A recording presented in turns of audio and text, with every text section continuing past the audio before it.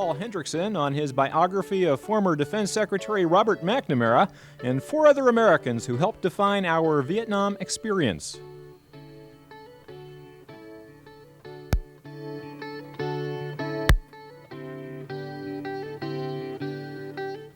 Hello, I'm Charles Dukes. I'm standing in for the vacationing Lisa Page.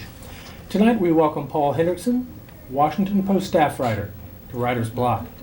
Paul is the author of Seminary, and also he's penned Looking for the Light, The Hidden Life of Marion Post Wolcott, the Depression-era photographer.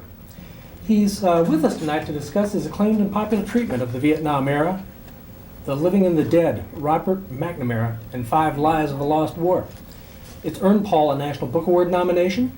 The Living and the Dead was published a year after McNamara's own book, In Retrospect, but it presents a very different picture of the former Secretary of Defense and his actions and their consequences. Thanks for joining us in the coffee house.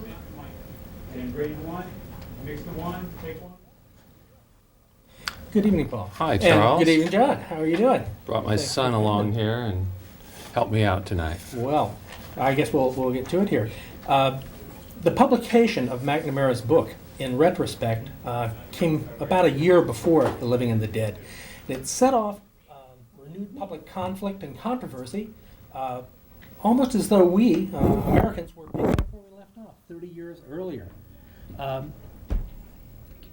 Beginning in Living and the Dead, there's an unidentified man who's attempting to throw Robert McNamara overboard from a ferry between Woods Hole to Martha's Vineyard. Could you fill us in on that scenario? Well, you actually said a lot of good things. Where do I start? Yes, first of all, to pick up on McNamara's book published in the spring of '95 called In Retrospect, I think that you're very right. What that did prove was the Vietnam War never went away. It was like malaria, just waiting under the surface of the skin to find its next new moment. And I think that McNamara woefully miscalculated. He thought he might get some kind of national forgiveness, and what he did was pull the pin on the new grenade. This book that I wrote took 12 years to write and was long in progress at the time that McNamara published his book. In fact, I like to think that everybody who's had anything to say about Vietnam or McNamara beat me to print. I was the last one out of the chutes. The way that I finally was able to solve the puzzle, the terrible riddle of this book, was not only to write about McNamara, Charles, but to put him in the center of the story, but to bring in, kind of like spokes to the hub of a wheel, 5 other stories of just ordinary Americans who led extraordinary lives, who got caught up in the war. And the one that you referred to is a kind of bookending story, functioning as a prologue and an epilogue. And this was an enraged, young 27-year-old artist in tennis shoes who, on a rainy Friday night in 1972, on a ferry boat crossing Vineyard Sound, which is 7 miles of open water, dark water, went up to Robert McNamara in the lunchroom of this ferry boat, a room as brightly lit as the one we're in, and said, "Excuse me, sir, you have a phone call, please follow me." And McNamara, for all his cunning, there is a great quotient of naivete. He set down his drink on the metal counter, he followed this man outside, the man wordlessly turned and got him by the throat and the belt buckle. And for the next 35 seconds, there was this kind of titanic struggle at the rail of that ship. If he would have gone over, he would have been sucked under the boat and would have died instantly. People from the crew ran out and pulled him back. I feel that 30 seconds of struggle at the railing between this icon figure of the war, who represents all this authority, all this power, and this disenfranchised 27-year-old artist who was kind of a shirker within the confines of his own family, who was regarded as a shirker because he evaded the war. That is the Vietnam War. What is it? It's the struggle between immense authority and kind of 60s rebellion right there at the rail. So I start the book and I close the book with that segment, and then there are other lives who come into the story. Thank you. In reading the book, I was impressed with one small segment in the McNamara section, the early McNamara section, where he's seen as a graduate student in his little apartment, his young married life in Cambridge, and he's doing his dishes in the bathtub. It's a very human sort of scene, and a scene I think we can all identify with. And we have that picture of McNamara, and then I ask myself, well, how do we get from there with Robert McNamara to Robert McNamara misrepresenting the facts to the American public? Which is a nice way of saying it. The experience totally going to hell. Misrepresenting the facts, another way of saying it is lying, bald lying.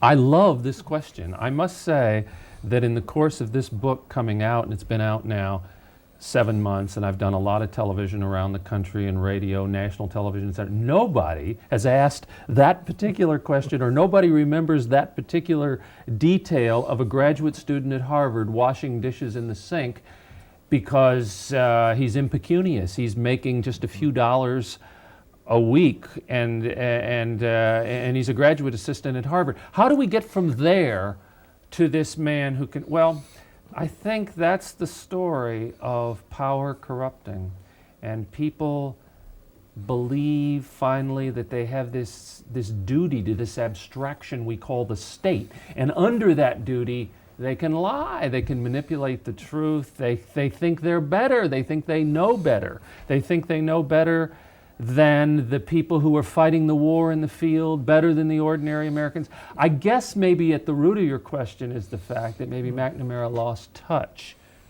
with who he really was. If you look at the early Robert McNamara, it's a pretty decent, striving, earnest, even idealistic young man who comes out of Cal Berkeley in the 30s. At the tag end of the Depression, wants to do something good with his life, wants to do something good for America. He rises in the Ford Motor Company, and he gets recruited to Kennedy and Camelot, and then the story takes its curve. You, I think, single out McNamara as the architect of the war for a particular opprobrium. Other people aren't mentioned so often, although they're not the subjects of the biography. Lyndon Johnson, Westmoreland, later Nixon, Dean Kissinger, Rusk. Dean Rusk. They had, all of them, I believe, the same opportunities as McNamara for impacting our history, for changing the course of events, and yet none of them did so. Well, that's a very fair question. I think that McNamara, for some reason, stands as the absolute embodiment of this war. To a certain generation of Americans, yours and mine, you can say that name and it's like a knife point of visceral emotions. You can't say the name Dean Rusk and so instantly summon that kind of rage. Nixon and Kissinger when the war went on into the 70s and the secret bombing of Cambodia. But McNamara was there as the archetypal planner. He built it up. He was the architect of all the escalation. He was not the President of the United States, but he was enacting and designing the plans from 65 to 68 when we found, I think, in this country, our own Civil War. You know, if I can say something about my own Civil War and my own quagmire in this book, I worked on this book for 12 years, and one of the reasons I wanted to bring my son John to the show tonight was because when I started it up again the second time, John was very small. John is now about to celebrate his 9th birthday. I would come home at night so spiritually broken down, so physically exhausted, spiritually broken down. And if I didn't have my family members there to help me get through the rest of that evening and to get up the next morning and to face it again, I don't think I ever would have completed the book. And that's why I'm happy to have John here tonight. You know, as we should also mention, although the principal subject is McNamara, there are the others. We've mentioned the artist on the ferry, but there are 4 other tales that are just searing.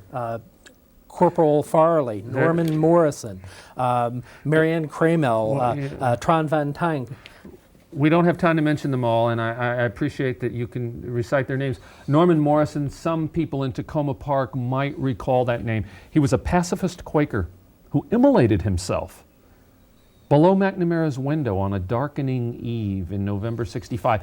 An incomprehensible act made all the more so because his one-year-old baby daughter, Emily, was with him in his presence. He either set her down before he lit the match or he dropped her after he started burning. We don't have a videotape. We don't know for sure. I tracked down all the eyewitnesses and all the accounts vary. But that is such a strange and powerful story, the burning of Norman Morrison. He was a Quaker who felt morally called, morally summoned to try to put some kind of stop to this war. He's one of the lives. You see, if McNamara strides every page of the story, these lives help me get the kind of connective tissue, the human tissue of the story. Speaking of the human tissue and the connected tissue of the story, I mentioned the word synchronicity, Jungian concept. In The Living and Dead, it has an unusual structure for a biography or for a history. The scenarios shift rapidly. The book moves backward and forward in times. The lives of subjects are linked to McNamara in ongoing ways. Does the structure of the book suggest that there is a meaningful connection in history? Well, boy, your questions are searching, and they don't seem to me television questions. They're questions that we need to have 2 hours to answer. I guess if I were giving a quick, very inadequate answer, I would say yes. I have been haunted for years by the idea of synchronicity. Synchronicity it's a Jungian principle, and it has to do with simultaneous events happening, and Jung saw these events happening on the same order of causality. They cannot be explained. Let me just give you a very quick example that'll take 10 seconds. Why is it that when Norman Morrison set himself on fire, Robert McNamara behind the wall was starting to grow with terrible doubt? And what is the interrelationship between those two events? Norman Morrison, when he burned himself in front of McNamara, didn't know that McNamara was growing with secret doubt. That's a synchronicity. It is. We need to ask, when's the paperback? The paperback, the vintage paperback is coming out in September. The English paperback is coming out in late August, and the Australian paperback is coming out in the summer. And we hope to get that darn movie option signed finally, yes, which has been hanging over. We wish you all success in that as well as with the paperback edition. I want to mention that not just The Living and the Dead is available currently, but Paul's earlier book, Looking for the Light, The Hidden Life and Art of Marion Post Walcott, is available in a remainder edition currently, and we hope to have a paperback reprint sometime in the near future from one of the university presses, Yes, I believe. yes, and Charles, I would like to say that Chuck and Dave's is a resource for Tacoma Park that is never appreciated enough. If I wasn't able to go into that store every day when I was writing the book, that's another, along with my family, that was another thing that got me through. Thank you, Paul.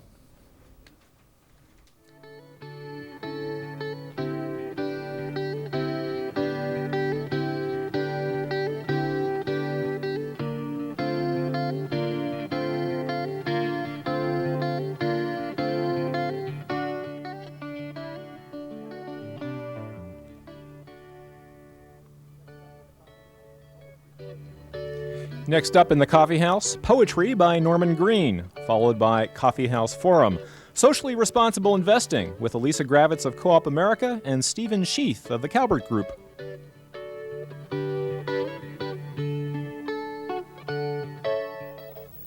My name is Norman Greene. I'm artist in Tacoma Park. I do sculpture, painting, and sometimes poems. And these poems are from this show called Common Images of Black Males.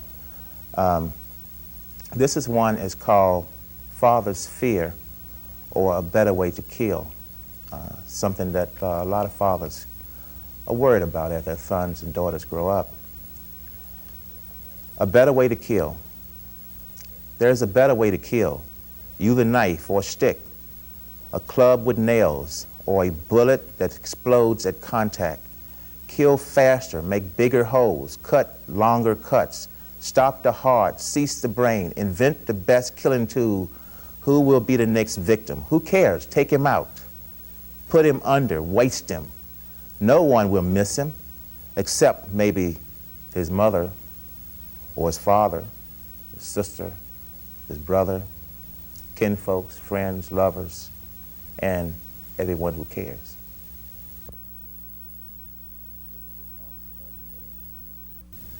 This one is called First Date. I'm ready for Freddie. I'm ready to show, to style, to just be plain cool, calm, and gentle man. I'm going to show her the town, show her off, show her the best, give her top treatment, the best in the West, top of the block. I'm going to give her a glimpse of her future with me. She will love being with me, just love being with me, I hope.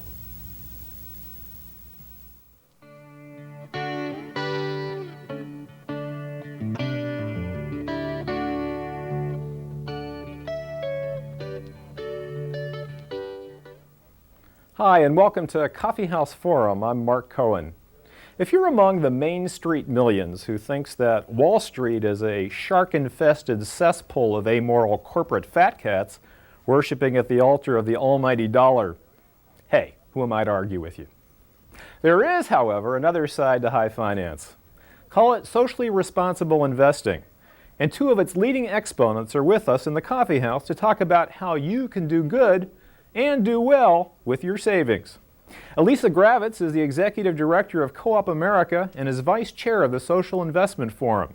She's joined by Steve Scheuth, Vice President of the Calvert Group, located in Bethesda, and Chairman of the Social Investment Forum. Welcome to Tacoma Coffee House. Thank you. Appreciate your coming. I was looking through some materials that I think you probably prepared somewhat in collaboration, in preparation for this program, and was quite stunned to see the amount of money that large mutual funds that maybe many of us are invested in have in tobacco stock. Can you talk about that? Well, sure. At any given point in time, the top 15 mutual funds have over $3 billion in tobacco funds. Now, you have to understand that mutual funds buy and sell every day, so you take a snapshot at a given point in time and find out that if you're a mutual fund owner of one of the major companies, one of the top 15, the Vanguards, the Fidelities of the world, you are making money from tobacco. And how much money are we talking about? In terms of how much you're making, or how much is being invested by unsuspecting mutual fund investors? Well, you know, that really depends on the fund and it depends on the investor. I think probably everybody in the country who has never thought about what they own in their mutual funds probably owns some tobacco. It's almost without a doubt.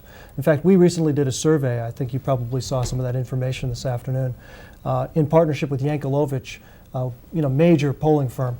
And we determined that upwards of 2/3 of the American public who own mutual funds cannot name a single company inside the fund, not a single one. Now, at the same time, about the same number of people, well over 60%, say they care about tobacco and really don't want to own tobacco. So, there's a dilemma there. There's a real disconnect, very obviously. Let's name some names. You started to mention some of the mutual funds that are heavily invested in tobacco. Let's go through some of the more prominent ones. Well, for example, if you're in any index fund, except the social investing funds, we'll get to that in a minute, you own tobacco. For example, the Vanguard company has a couple of different index funds. The Vanguard 500 is very, very popular. That's going to have tobacco in it. When you say tobacco, like Philip Morris or Liggett or RJR? Exactly. But the except is the very important part, because if you care about being tobacco-free, there are a set of about 45 mutual funds who by policy do not buy tobacco.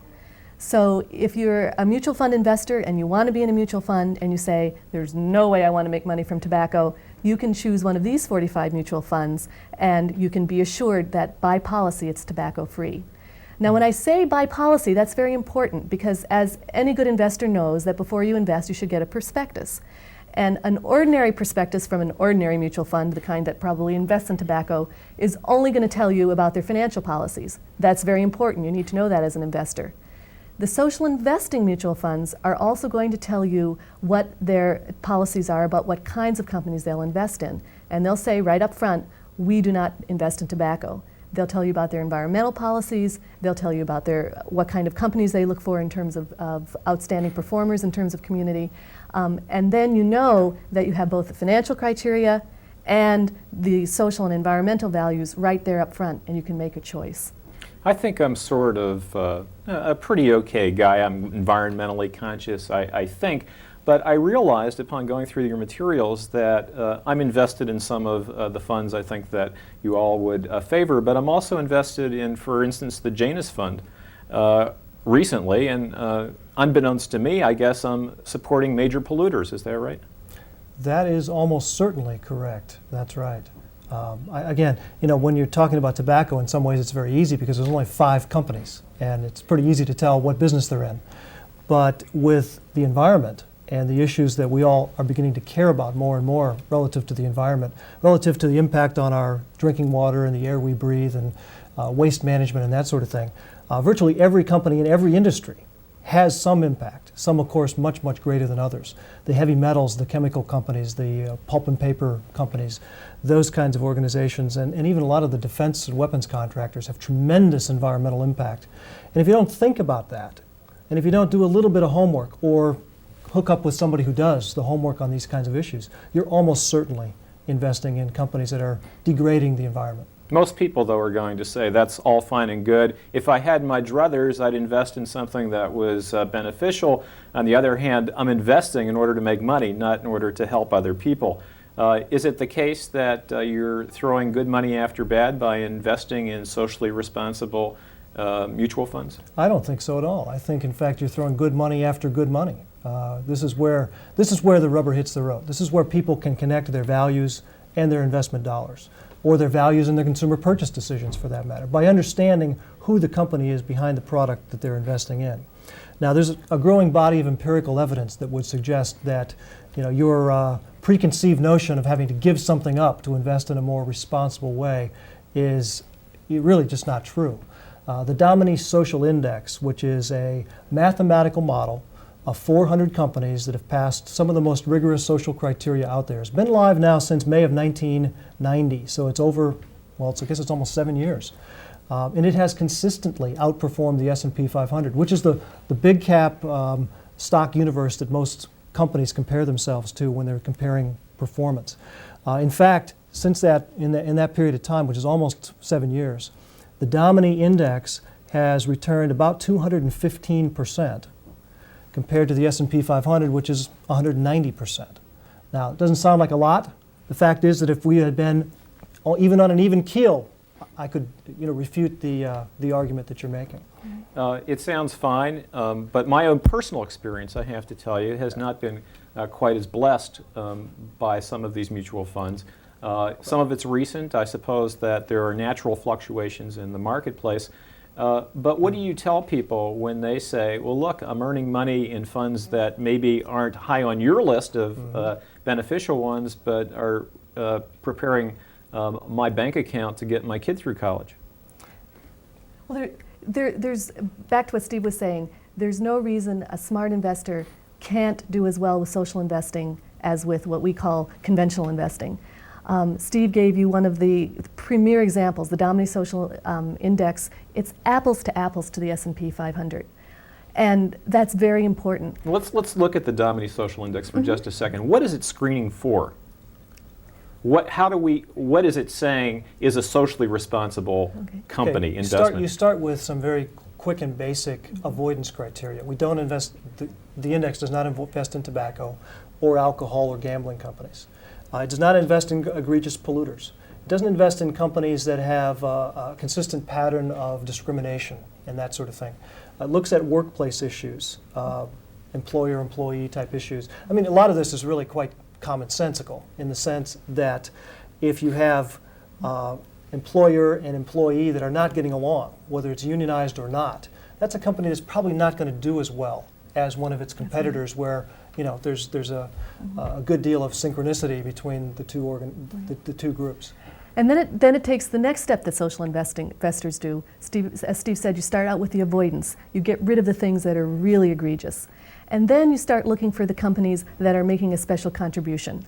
Are they doing it through the kinds of long-lasting products that are contributing to the really the bottom line productivity of this country? Are they investing in their communities? Is it health? Is it education? So there's also this sense of what kind of companies are contributing to the good. The kind of thing where if we all sat down in a room and said, we are imagining a future, what kind of companies do we want in it? Those are the kinds you'd pick. Who are some of these companies? The outstanding ones? Mm-hmm. I think, why don't you give us some of those lists? There's actually a lot. And one of the misnomers is that by doing all this screening, you end up with small companies you've never heard of before, the tie-dye T-shirt manufacturers, those kinds of things. And that's not true. I mean, we own Fannie Mae, we own Hewlett-Packard, we own Morton, the salt company. Obviously, it's not just salt; it's a major chemical manufacturer. And we actually go one step further. When you say we, we're talking about the Calvert Group now. I'm talking about Calvert, but I'm also talking about the social investment industry. Okay. And I think it's certainly true for the Domini Social Index as well. They own these companies too. And you're choosing these companies not simply because they screen out certain things like tobacco, but they engage in certain affirmative conduct that you favor. Well, that's absolutely true, and I think what's really important here is to understand that there are no perfect companies out there. Nobody is perfect. In every case, we try to pick the best of the best, and then we actually try to work on improving them still more. It's a dialoguing process, which sometimes leads to shareholder resolutions and really trying to poke them in the ribs a little bit to behave in a little bit more responsible way, or to treat the environment, to treat their employees or their communities in a little more responsible way. It's really a process of looking for not only the traditional bottom line, the quantitative analysis of how much money can we make to achieve the investor's goals and objectives as let's say a retiree, but also to do so in a way that rewards and encourages the most positive corporate behavior, the kind of behavior that's going to help us create a better world to retire into. Right. And let's get practical. Let's get back to that question you asked before, well, but what about me? If you want to be a social investor, there's really 3 ways you can do it. One is that you can invest in one of these mutual funds. There are 45 mutual funds. They have a whole range of objectives. You can get index funds, you can get growth funds, you can get bond funds, you can get international funds. There are a wide range of choices for people who want to be social investors. Secondly, you can turn to a financial planner who specializes in socially responsible investing. And thirdly, of course, you can do it yourself. What you would do is you would add to the research that you do for your financial concerns is that you would also look at your social and environmental concerns. And Coop America has developed a handbook, I understand, that helps people to do just that. Absolutely. What we have for you, for all the listeners here, is a handbook that takes you through the investing process. What's your income? How much can you afford to save? How do you increase that saving even more so you can invest more? And then what kind of social and environmental criteria do you have? How do you find these investments? Then together with that, the Social Investment Forum has, that you can get in one nice little package, a directory of all the mutual funds, of all the financial planners in the country that are focusing on this. So you can get the professional help you want and need for your financial future and do both at the same time. You can have these financial returns for your family, and at the same time you can create the world you want your family to live in. I think our viewers would probably be angry at me if I didn't at least try to get out of you some tips on socially responsible but lucrative investments that they might be able to make in mutual funds. Well, understanding that you're with the Calvert Group and you may have an axe to grind here. Which fund really depends on who you are, what your goals are, how long you have to retirement, for example. I think it's pretty clear that if you're our age, you want to be fairly aggressive. Speak for yourself. You want to be fairly aggressive. I mean, if you've got 20 years, 25 years to retirement, you want to invest in a growth fund, a domestic equity growth fund or an international equity growth fund. Calvert has a very fine international fund. It's called the Calvert World Values International Equity Fund. It's done very well over the years. It's going to be 5 years old here in the next couple of months. It hits its 5-year birthday, and it's returned close to 10, 11, 12%. I'm not 100% sure on that one, since then. And it's a great place to diversify into, international. Everybody today should probably have somewhere between 10 and 25% of their portfolio invested overseas, because the market is so good, it's so strong, and it's so much bigger than the U.S. market. Isn't it more difficult to feel confident that you're socially responsibly investing overseas? Well, than that's certainly domestically? the case if you're trying to do it yourself. But if you're investing with Calvert, where we take care of those kinds of issues for you, where we do all the research. Yes, it's more difficult research, the information is more difficult to come by, but we can assure you that you'll be investing in a way that's much more true to your values. All right, quickly, how do we get in touch with the Calvert Group if we're interested? Well, we're in Bethesda, 800-368-2748. And Coop America? We're here at Washington, D.C. You can call us at 800-58-GREENE, or the local number is 202-872-5307. Say that you heard about us on the show, and we can get one of those directories out to you. Great. And you're both associated with something called the First Affirmative Financial Network, I gather, which in its statement of purpose under a series of we believe statements, I think might sum up, we believe that most thoughtful people are unwilling to profit from behavior in others that they would find unacceptable in themselves, and would hesitate to accept profits without respect to values. I want to thank you very much for joining us tonight. Hopefully this brief conversation is giving you folks at home some ideas about how to put your investment dollar to work for a better future for you and for the rest of us. Thanks again to Alisa Gravitz and Steve Scheuth for joining us in the coffee house. So till next time, and even thereafter, I'm Mark Cohen for Tacoma Coffee House.